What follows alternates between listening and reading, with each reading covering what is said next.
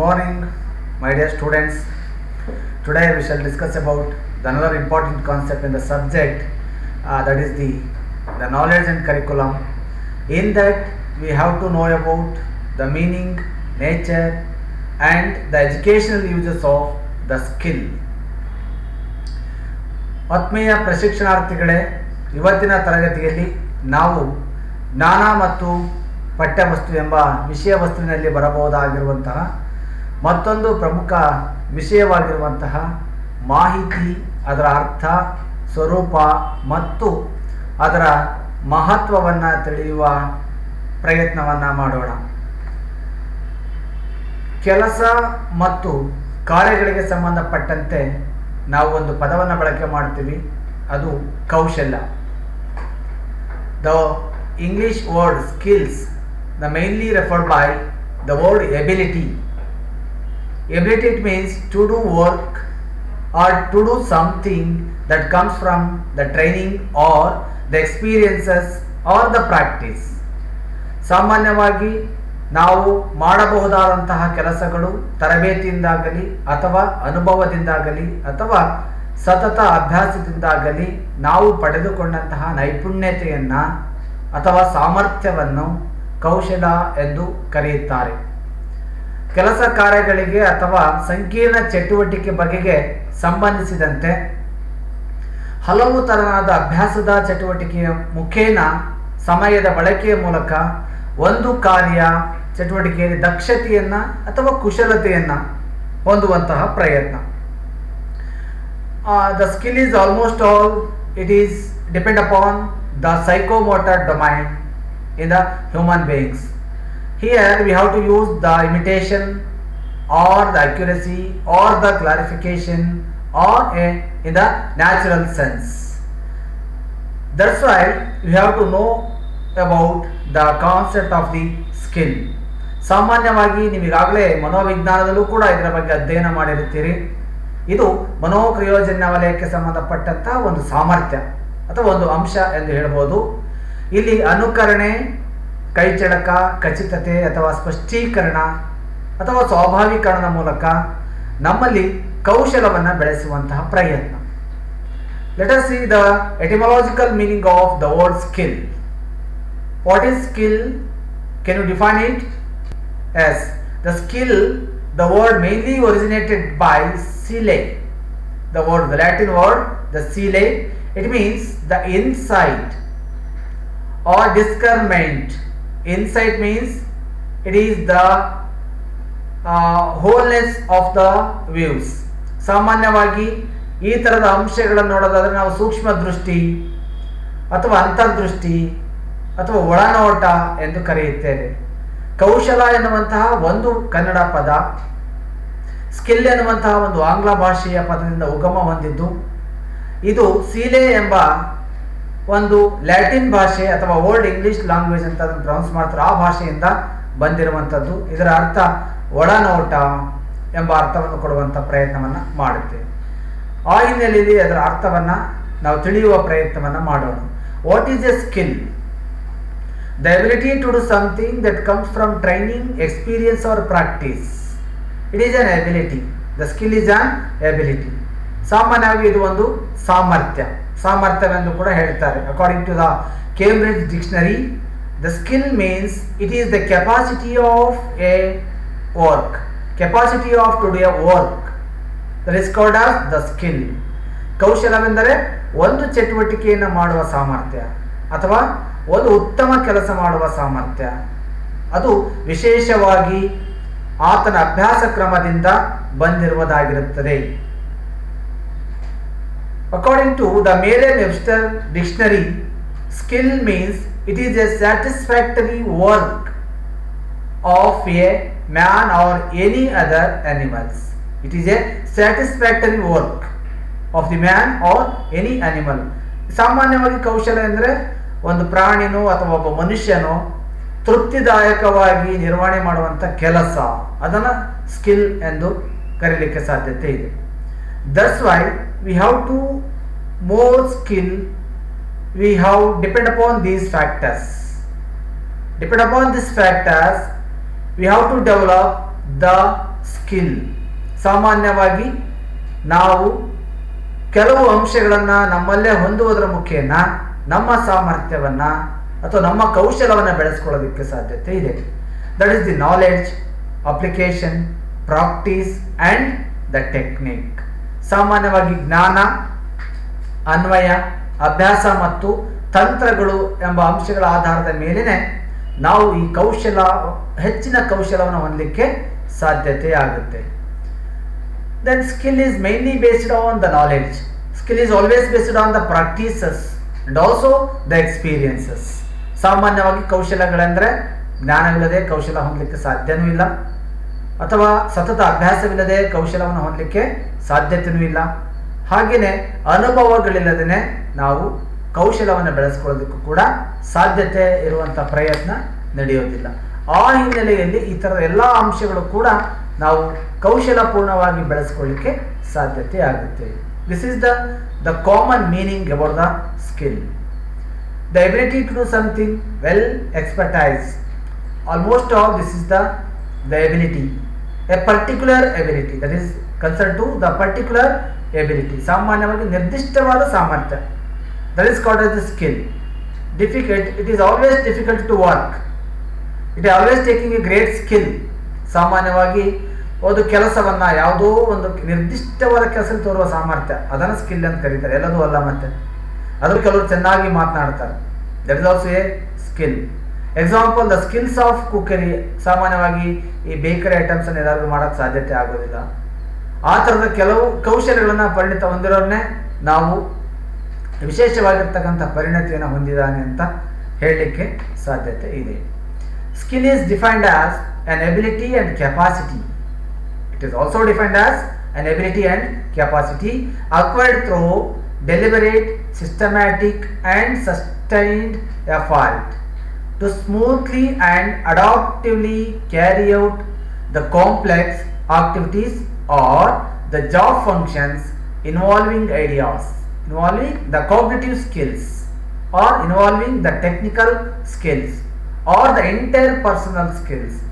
ಸಾಮಾನ್ಯವಾಗಿ ಈಗಾಗಲೇ ಅದು ಡಿಫೈನ್ ಮಾಡಿರುವ ರೀತಿಯಲ್ಲೇ ನಾವು ವ್ಯಾಖ್ಯಾನಿಸೋದಾದರೆ, ಇದು ಒಂದು ಸಾಮರ್ಥ್ಯ ಹಾಗೂ ದಕ್ಷತೆ, ಒಂದು ಉದ್ದೇಶಪೂರ್ವಕವಾಗಿರುವಂತಹ ಮತ್ತು ಸುವ್ಯವಸ್ಥಿತವಾಗಿ ಇದನ್ನು ನಿರ್ವಹಣೆ ಮಾಡ್ಕೊಂಡು ಹೋಗಲಿಕ್ಕೆ ಸಾಧ್ಯತೆ ಆಗುವಂತಹ ಎಲ್ಲ ಕೆಲಸಗಳನ್ನು ಕೂಡ ನಾವು ಸ್ಕಿಲ್ ಎಂದೇ ಕೂಡ ಕರೀಲಿಕ್ಕೆ ಸಾಧ್ಯತೆ ಇದೆ. This is all about the meaning of the skill. Skill means the abilities and also the knowledge. What is the nature of the skill? Let us see what is the nature or characteristics of the skill. ಹಾಗಾದರೆ ಈ ಕೌಶಲ ಹೊಂದಿರತಕ್ಕಂತಹ ಗುಣಲಕ್ಷಣಗಳು ಏನು, ಯಾವ್ಯಾವ ರೀತಿಯಲ್ಲಿ ಸ್ಕಿಲ್ಲಿನ ಒಳಗಿರುವಂಥ ಅಂಶಗಳನ್ನು ಅರ್ಥ ಮಾಡ್ಕೊಳ್ಳೋ ಪ್ರಯತ್ನವನ್ನು ಮಾಡೋಣ. First of all, it is a practical aspect. The skill, it means it is a practical oriented. ಕೌಶಲ ಅಂದ ತಕ್ಷಣ ನಮಗೆಲ್ಲ ಗಮನಕ್ಕೆ ಬರೋದೇನಪ್ಪ ಅಂದರೆ ಅಲ್ಲಿ ಏನಾದರೂ ಪ್ರಾಯೋಗಿಕ ಕೆಲಸಗಳು ಇದೆ ಅಂತ ಅರ್ಥ. ಹಾಗಾಗಿ ಇದು ಒಂದು ಪ್ರಾಯೋಗಿಕ ದೃಷ್ಟಿಕೋನ ಹೊಂದಿರುವಂಥ ಒಂದು ಅಂಶವಾಗಿದೆ. It will help to develop the knowledge. It will always help to develop the knowledge. ಯಾವುದೇ ಸ್ಕಿಲ್ಲನ್ನು ನೀವು ಪ್ರಾಕ್ಟೀಸ್ ಮಾಡ್ಕೊಳ್ಳಿ, ಆ ಪ್ರಾಕ್ಟೀಸ್ ಮಾಡ್ಕೊಳ್ಬೇಕಾದ್ರೆ ಅವರಿಗೆ ಯಾವುದೇ ಒಬ್ಬ ವ್ಯಕ್ತಿ ಅಥವಾ ಯಾರು ತೊಡಗಿರ್ತಾರೋ ಅವರೆಲ್ಲರಿಗೂ ಕೂಡ ಒಂದು ದೃಷ್ಟಿಯಲ್ಲಿ ಜ್ಞಾನ ಲಭಿಸಲಿಕ್ಕೆ ಸಾಧ್ಯತೆ ಆಗುತ್ತೆ. ಆ ಹಿನ್ನೆಲೆಯಲ್ಲಿ ನಾವು ಜ್ಞಾನವನ್ನು ಅಧ್ಯಯನ ಮಾಡಲಿಕ್ಕೆ ಕೂಡ ಪ್ರಯತ್ನವನ್ನು ಮಾಡಬೇಕಾಗುತ್ತೆ. That is the another important feature of the skill. The third one is it always depend upon personality basis. It is always, the skill is always depend upon the personality basis. ಸಾಮಾನ್ಯವಾಗಿ ಒಬ್ಬ ವ್ಯಕ್ತಿ ವಿವಿಧ ರೀತಿಯ ವ್ಯಕ್ತಿತ್ವವುಳ್ಳ ವ್ಯಕ್ತಿಗಳ ಆಧಾರದ ಮೇಲೆ skill depend ಆಗಿರುತ್ತೆ. ಯಾಕೆಂದರೆ ಎಲ್ಲರಿಗೂ ಒಂದೇ ಥರ ಸ್ಕಿಲ್ ಬರಲಿಕ್ಕೆ ಸಾಧ್ಯತೆ ಆಗೋದಿಲ್ಲ. Because of the personality are the individual differences. ಸಾಮಾನ್ಯವಾಗಿ ಕೆಲವರು ಚೆನ್ನಾಗಿ ಮಾತನಾಡಿದ್ರೆ, ಚೆನ್ನಾಗಿ ಹಾಡು ಹೇಳಿದರೆ, ಕೆಲವರು ಚೆನ್ನಾಗಿ ನಟನೆ ಮಾಡಿದರೆ, ಕೆಲವರು ಚೆನ್ನಾಗಿ ಡ್ರೈವಿಂಗ್ ಮಾಡ್ತಾ ಇದ್ರೆ, ಈ ಥರದ ಕೆಲವೊಂದು ತಕ್ಷಣ ಕಲ್ತು ಬಿಡ್ತಾರೆ. Because of it is always depend upon the personality basis. It is not easy to transfer from one person to another. The skill is not easily transfer from one person to another. ಸಾಮಾನ್ಯವಾಗಿ ಈ ಕೌಶಲವನ್ನು it is very difficult to transfer from one person to another person. ಆ ಹಿನ್ನೆಲೆಯಲ್ಲಿ ಒಬ್ಬ ವ್ಯಕ್ತಿಯಿಂದ ಮತ್ತೊಬ್ಬ ವ್ಯಕ್ತಿಗೆ ನಾವು ಈ ಕೌಶಲ್ಯಗಳನ್ನು ವರ್ಗಾವಣೆ ಮಾಡ್ತೀನಿ ಅಂದರೆ ಅದು ಸಾಧ್ಯತೆ ಆಗೋದಿಲ್ಲ. ಭಾಳ ಕಷ್ಟ ಸಾಧ್ಯನೂ ಕೂಡ ಹೌದು, ಆದರೆ ಭಾಳ ಪ್ರಯತ್ನದಿಂದ ಇದನ್ನು ಸಾಧನೆ ಮಾಡಲಿಕ್ಕೆ ಸಾಧ್ಯತೆ ಇದೆ. It is abstract one. Skill is in the nature of it is abstract one. ಸಾಮಾನ್ಯವಾಗಿ ಮೂರ್ತ ರೂಪದ ಸ್ಕಿಲ್. ಇದ್ಯಾವುದು ಅಲೌಕಿಕ ಅಲ್ಲ. It is the formal in nature. ಲೌಕಿಕವಾದದ್ದು, ಕಣ್ಣಿಗೆ ಕಾಣಿಸುವಂಥದ್ದು. ಸ್ಕಿಲ್ ಅಂದರೆ ಯಾವುದಾದ್ರು ಕೆಲಸ ಮಾಡಿದಾಗ ಆ ಸ್ಕಿಲ್, ಆ ಕೌಶಲ್ಯಗಳು ಆ ವ್ಯಕ್ತಿಯ ಮತ್ತೊಬ್ಬ ವ್ಯಕ್ತಿಗೆ ಅದು ಕಾಣುವಂತಾಗಬೇಕು. That is called as the skill. It enhance on basis of the experiences. It the knowledge enhance on the basis of the experiences or the skill enhance or the skill develop on the basis of the experience also. ಕೆಲವೊಮ್ಮೆ ನಮ್ಮ ಅನುಭವಗಳ ಆಧಾರದ ಮೇಲೆ ಕೌಶಲ್ಯಗಳು ಬೆಳೀತಾ ಹೋಗುತ್ತೆ. ಕೆಲವೊಮ್ಮೆ ಕೆಲವು ದೃಷ್ಟಿಯಲ್ಲಿ ನಾವು ನೋಡೋದಾದ್ರೆ ಆ ಹಿನ್ನೆಲೆಯೊಳಗೇನೆ ನಾವು ಆ ಸ್ಕಿಲ್ಲನ್ನು ಬೆಳವಣಿಗೆ ಮಾಡುವಂಥ ಪ್ರಯತ್ನ ಕೂಡ ಮಾಡ್ಬೋದು, ಇಲ್ಲವೇ ಬೆಳೆಸ್ಕೊಳ್ಳಿಕ್ಕೆ ಸಾಧ್ಯವಾದಂಥ ಪ್ರಯತ್ನ ಕೂಡ ಮಾಡಲಿಕ್ಕೆ ಸಾಧ್ಯತೆ ಆಗುತ್ತೆ. ಆ ಹಿನ್ನೆಲೆಯಲ್ಲಿ ಅದರ ಪ್ರಯತ್ನ ಕೂಡ ಅಷ್ಟು ಮುಖ್ಯವಾದುದು. ಇದರ ಜೊತೆಗೆ ನಾವು ಆ ಕೌಶಲದ ಪ್ರಮುಖ ಘಟಕಾಂಶಗಳ ಹಿನ್ನೆಲೆಯಲ್ಲಿ ಕೂಡ ಅದರ ಪ್ರಮುಖ ಅಂಶಗಳನ್ನು ಕೂಡ ಚರ್ಚೆ ಮಾಡುವಂಥ ಪ್ರಯತ್ನವನ್ನು ಮಾಡೋಣ. Before going to that we have to know about what are the different types of skill. What are the different types of skill? Mainly the skills can be classified into the two types. Mainly the two types. The one is the hard skill, the another one is soft skill. ಸಾಮಾನ್ಯವಾಗಿ ಕಠಿಣ ಕೌಶಲಗಳು ಮತ್ತು ಮೃದು ಕೌಶಲಗಳು ಎಂಬ ಎರಡು ಅಂಶಗಳ ಹಿನ್ನೆಲೆಯಲ್ಲಿ ನಾವು ಅದನ್ನು ವಿಭಾಗ ಮಾಡುವಂಥ ಪ್ರಯತ್ನ ಕೂಡ ಮಾಡ್ಬೋದು. ಆ ಹಿನ್ನೆಲೆಯಲ್ಲಿ ಅದರ ಕೆಲವು ಉದಾಹರಣೆಗಳೊಂದಿಗೆ ಅದನ್ನು ಚರ್ಚೆ ಮಾಡುವಂಥ ಪ್ರಯತ್ನವನ್ನು ಕೂಡ ಮಾಡೋಣ. Types of skill: the cognitive skill, technical skill, interpersonal skill, life skill, social skill, and also the mastering skill. These are the another type of the classification of the skill. ಸಾಮಾನ್ಯವಾಗಿ ಇವು ಕೂಡ ಮತ್ತೊಂದು ರೀತಿಯ ವಿಧಗಳೇ. ಅದರಲ್ಲೂ ಕೂಡ ಹಾರ್ಡ್ ಸ್ಕಿಲ್ ಮತ್ತು soft ಸ್ಕಿಲ್ಲಲ್ಲೇ ಸೇರುವಂಥ ಪ್ರಯತ್ನಗಳು. ಜ್ಞಾನಾತ್ಮಕ ಕೌಶಲಗಳು, ತಾಂತ್ರಿಕ ಕೌಶಲಗಳು, ಅಂತರ್ ವ್ಯಕ್ತಿ ಕೌಶಲಗಳು, ಜೀವನ ಕೌಶಲಗಳು, ಸಾಮಾಜಿಕ ಕೌಶಲಗಳು ಮತ್ತು ಪರಿಣತ ಅಥವಾ ತಜ್ಞತಾ ಕೌಶಲಗಳು. ಸಾಮಾನ್ಯವಾಗಿ ಕಠಿಣ ಕೌಶಲ ಅಥವಾ ಅಂತರ್ವ್ಯಕ್ತೀಯ ಕೌಶಲ ಕೂಡ ಕೆಲವೊಮ್ಮೆ ಇದರ ಹಿನ್ನೆಲೆಯಲ್ಲಿ ಕೂಡ ಬರುವಂಥ ಪ್ರಯತ್ನ. ಕಾಗ್ನಿಟಿವ್ ಸ್ಕಿಲ್, ಅರಿವಿನ ಕೌಶಲ. ಸಾಮಾನ್ಯವಾಗಿ this is always related with the learning ability and also the problem solving. Cognitive skill always related with the ability of the learning and also the problem solving regarding to the mental activities of the human being. Regarding to the various mental activities of the human being. ಮನುಷ್ಯನ ಅಥವಾ ಮತ್ತಾವುದು ವ್ಯಕ್ತಿಗೆ ಅಥವಾ ಪ್ರಾಣಿಗಳಿಗೆ ಸಂಬಂಧಪಟ್ಟಂತೆ ಅರಿವಿನ, ಜ್ಞಾನದ ಅಥವಾ ಅವರು ಹೊಂದಿರುವಂಥ ವಿವೇಚನೆಗೆ ಸಂಬಂಧಪಟ್ಟಂತಹ ಜ್ಞಾನದ ಒಂದು ಕೌಶಲ ಇದಾಗಿದೆ. The second one is the technical skill. It is also very very important. It is always the practical oriented.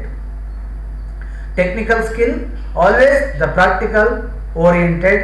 That's why it is always related with the task, the important, the work regarding to the knowledge. ಜ್ಞಾನಕ್ಕೆ ಸಂಬಂಧಪಟ್ಟಂತೆ ನಾವು ನಿರ್ವಹಿಸುವಂಥ ಅನೇಕ ಕಾರ್ಯಗಳಿಗೆ, ಕೆಲಸಗಳಿಗೆ ಈ skill ಸಂಬಂಧಪಟ್ಟಿರುವಂಥದ್ದು. That's why it is always called as the scientific skill. ಹಾಗಾಗಿ ಇದನ್ನು ಒಂದು ವೈಜ್ಞಾನಿಕ ಕೌಶಲ ಎಂದು ಕರೆದಿದ್ದಾರೆ. ಅಂತರ್ವ್ಯಕ್ತೀಯ ಕೌಶಲ, third one is interpersonal skill. It is always relationship with the oral communication with the human beings. Oral communication and also it always includes the listening skill and also speaking skills and adjustment skill.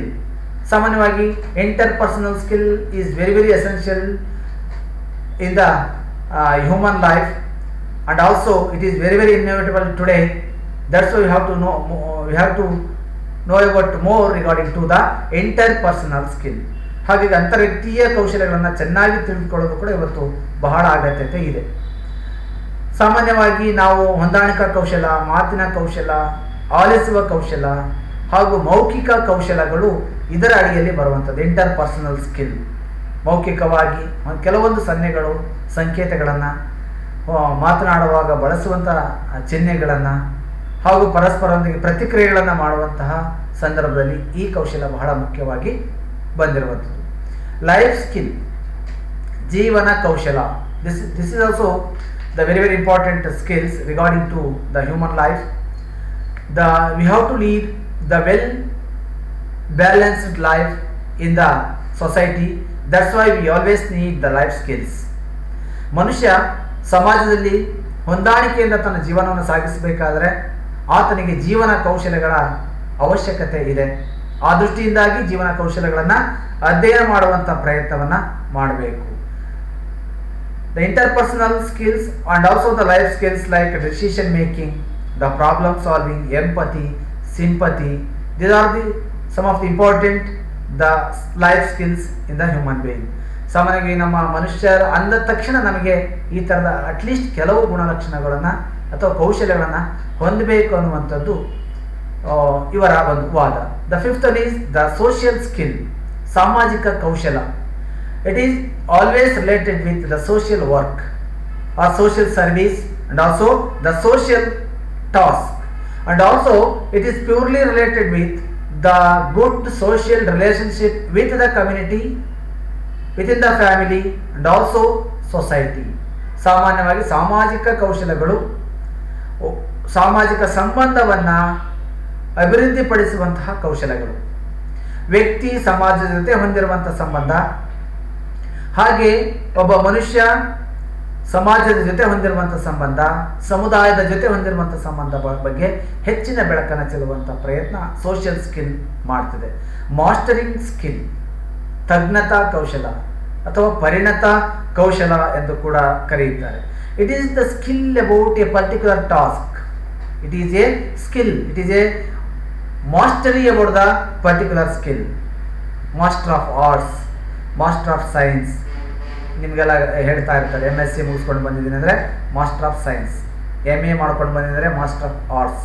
This is about the mastery about a particular subject. ಸೈನ್ಸ್ನವರಾದರೆ ಭೌತಶಾಸ್ತ್ರನೋ ರಸಾಯನಶಾಸ್ತ್ರನಲ್ಲಿ ನೀವು master ಅಂತ, ಅಥವಾ MA ಆದರೆ ಇತಿಹಾಸದಲ್ಲೋ ಅಥವಾ ಕನ್ನಡದಲ್ಲೋ ಅದರಲ್ಲಿ ಅವರು ಮಾಸ್ಟರಿ ಅಂತ, mastering skill. And also it is limited to a particular task work. ಸಾಮಾನ್ಯವಾಗಿ ನಾವು ನೋಡ್ತೀವಿ goldsmith, blacksmith, carpenter, ಇವರೆಲ್ಲ ನೋಡ್ತೀವಿ. They are very very particular about their task. They are very very particular about their work. That's why it is very very important in our life. That is the mastering skill. ಹಾಗಾಗಿ ನೀವು ಸಚಿನ್ ತೆಂಡೂಲ್ಕರ್ನ master blaster ಅಂತಾರೆ. ಸಾಮಾನ್ಯವಾಗಿ ಇದರಲ್ಲಿ he is a famous for the blaster, means boundary force ಏನೇನು ನಾವು ನೋಡ್ತಾ ಇರ್ತೀವಲ್ವಾ, ಆ ಹಿನ್ನೆಲೆಯಲ್ಲಿ ಆ ಒಂದು ಪದ ನಿರ್ದಿಷ್ಟವಾಗಿ ಅನ್ವಯ ಆಗುವಂಥ ಸಂದರ್ಭಗಳು. Hard skill usually takes A smarts work. ಸಾಮಾನ್ಯವಾಗಿ ಕೆಲವು ವ್ಯಕ್ತಿಗಳಲ್ಲಿ ನೋಡ್ತೀವಿ. Also known as your hard skills include maths, physics, accounting, programming, finance, biology, chemistry, statistics. ಈ ಥರದ ಉದಾಹರಣೆಗಳು ಬಂದಾಗ ಹಾರ್ಡ್ ಸ್ಕಿಲ್ಗಳು ಭಾಳಷ್ಟು ಉಪಯೋಗ ಆಗುತ್ತೆ. ಕಠಿಣ ಕೌಶಲಗಳು ಅಂತ ನಾವೇನು ಕರಿತೀವಿ.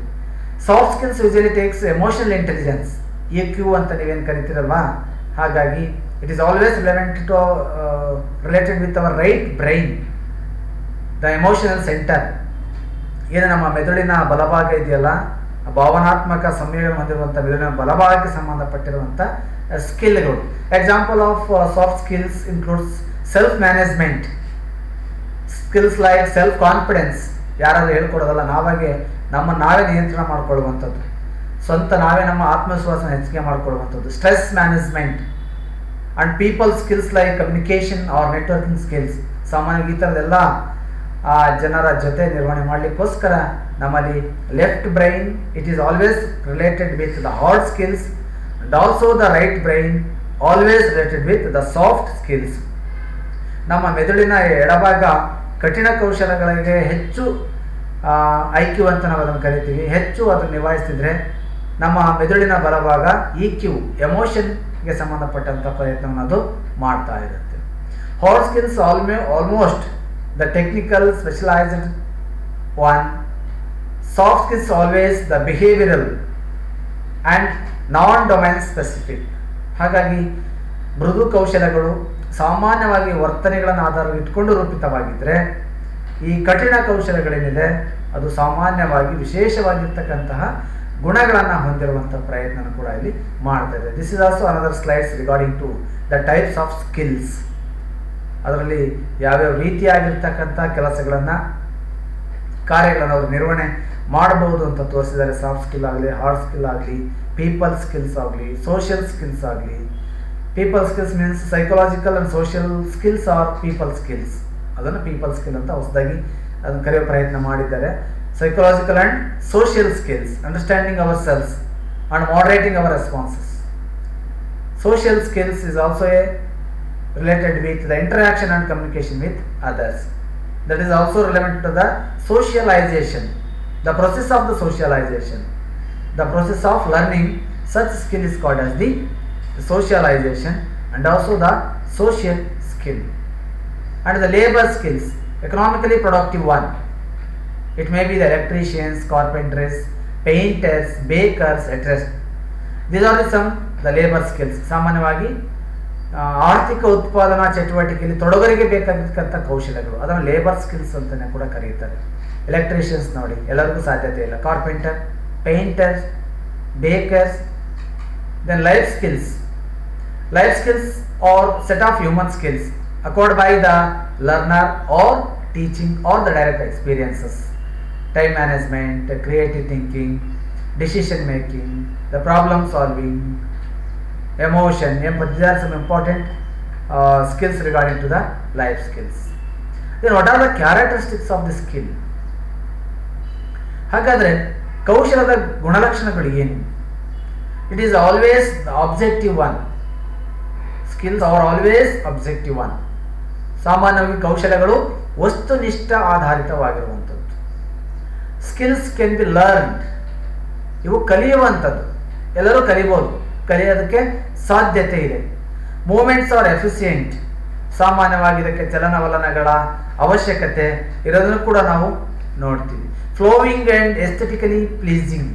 ಸಾಮಾನ್ಯವಾಗಿ ಇದು ಮನಸ್ಸಿಗೆ ಸಂತೋಷವನ್ನು ಕೂಡ ಕೊಡುವಂಥ ಪ್ರಯತ್ನ ಕೂಡ ಮಾಡುತ್ತೆ. ಆ ರೀತಿಯಾಗಿರ್ತಕ್ಕಂಥ ಕೆಲವು ಕೌಶಲ್ಯಗಳು ಕೂಡ ಇದರಲ್ಲಿ ಇದೆ.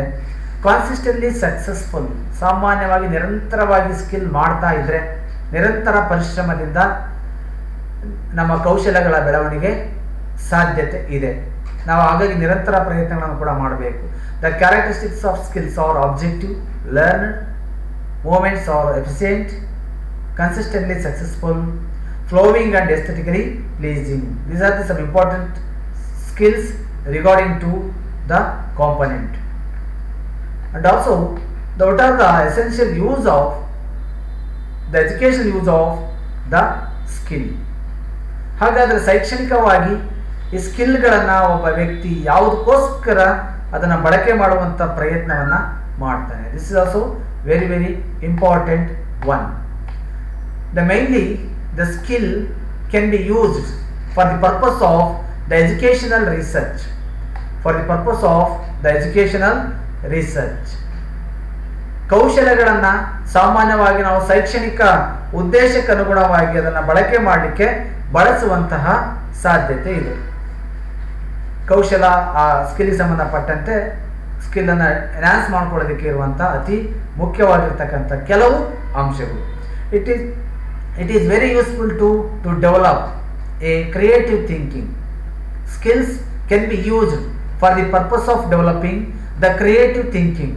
ಸೃಜನಶೀಲ ಯೋಚನೆಗಳನ್ನು ಮಾಡಲಿಕ್ಕೆ ಅಥವಾ ಸೃಜನಾತ್ಮಕವಾಗಿ ವ್ಯಕ್ತಿ ಚಿಂತನೆಗಳನ್ನು ಮಾಡಲಿಕ್ಕೆ ನಾವು ಕೌಶಲ್ಯಗಳನ್ನು ಹೆಚ್ಚು ಹೆಚ್ಚು ರೀತಿಯಲ್ಲಿ ಬಳಸಲಿಕ್ಕೆ ಸಾಧ್ಯತೆ ಇದೆ. Skills makes man and also the teacher and students can be resourceful.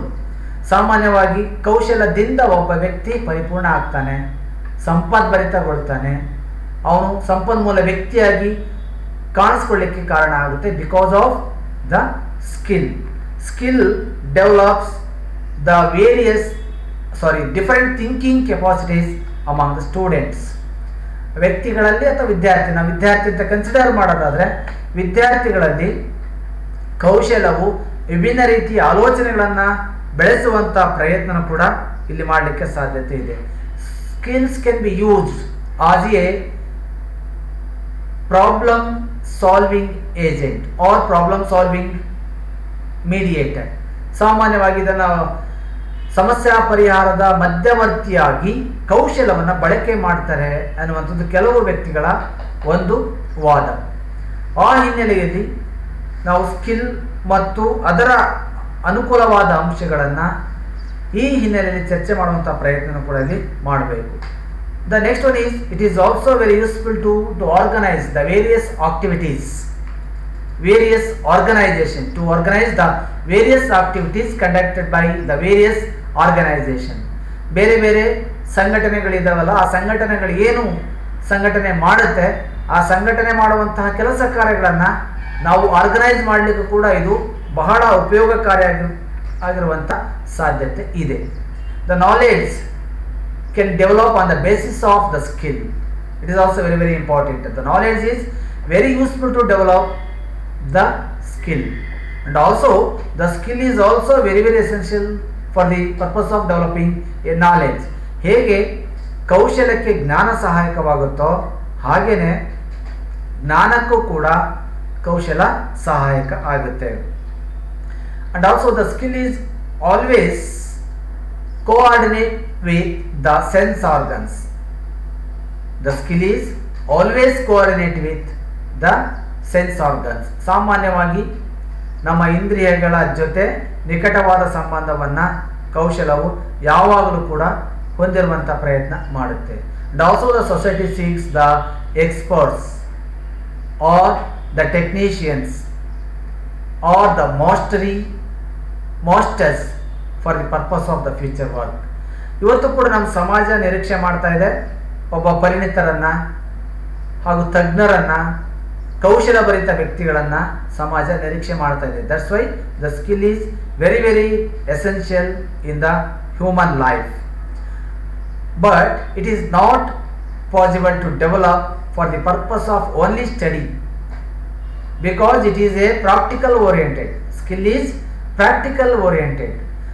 Without practice it cannot be transferred from one person to another or one situation to another situation. ಯಾಕೆಂದರೆ ನಾವು ಸೈದ್ಧಾಂತಿಕವಾಗಿ ಓದಿ ಸ್ಕಿಲ್ಲನ್ನು ಬೆಳೆಸ್ಕೊಳ್ತೀವಿ ಅಂದರೆ ಸಾಧ್ಯ ಆಗೋದಿಲ್ಲ. Because skill is a practical aspect. Practice ಇಲ್ಲದೆ ಹೋದರೆ ಇದನ್ನು ಒಬ್ಬ ವ್ಯಕ್ತಿಯಿಂದ ಮತ್ತೊಬ್ಬ ವ್ಯಕ್ತಿಗೆ ನಾವು ಅದನ್ನು ವರ್ಗಾವಣೆ ಮಾಡಲಿಕ್ಕೆ ಸಾಧ್ಯತೆ ಆಗೋದಿಲ್ಲ. ಆ ಹಿನ್ನೆಲೆಯಲ್ಲಿ ಕೌಶಲಗಳು ಕೂಡ ಬಹಳ ಪ್ರಮುಖವಾದ ಪಾತ್ರವನ್ನು ಪಡೆದಿದೆ ಎಂದು ಹೇಳಬಹುದು. This is all about the concept of the skill, meaning of skill and the importance of skill. ಒಟ್ಟಿನಲ್ಲಿ ಇಲ್ಲಿಯವರೆಗೆ ಆತ್ಮೀಯ ಪ್ರಶಿಕ್ಷಣಾರ್ಥಿಗಳೇ, ನಾವು ಇವತ್ತು ಕೌಶಲದ ಶ್ರೇಣಿ ವ್ಯವಸ್ಥೆಯಲ್ಲಿ ವಿದ್ಯಾರ್ಥಿಗಳಿಗೆ ಸ್ಕಿಲ್ ಹೇಗೆ ಅನುಕೂಲ ಆಗುತ್ತೆ ಮತ್ತು ಶಿಕ್ಷಕ ಯಾವ ರೀತಿಯಾಗಿರುವಂಥ ಅನುಕೂಲಗಳ ಆಧಾರದ ಮೇಲೆ ಸ್ಕಿಲ್ಲನ್ನು ತರಗತಿಯಲ್ಲಿ ಹೆಚ್ಚು ಬಳಸಿಕೊಳ್ಳುವುದರ ಮೂಲಕ ತನ್ನ ಸಾಮರ್ಥ್ಯವನ್ನು ಹಾಗೂ ತನ್ನ ಎಬಿಲಿಟಿಯನ್ನು ವಿದ್ಯಾರ್ಥಿಗಳಿಗೆ ತಿಳಿಸಿಕೊಡುವಂಥ ಪ್ರಯತ್ನ ಮಾಡಬೇಕು ಅನ್ನುವಂಥದ್ದು ಅದರ ಪ್ರಯತ್ನವಾಗಿದೆ. Okay my dear student, this is all about the concept regarding to the skill. Thank you.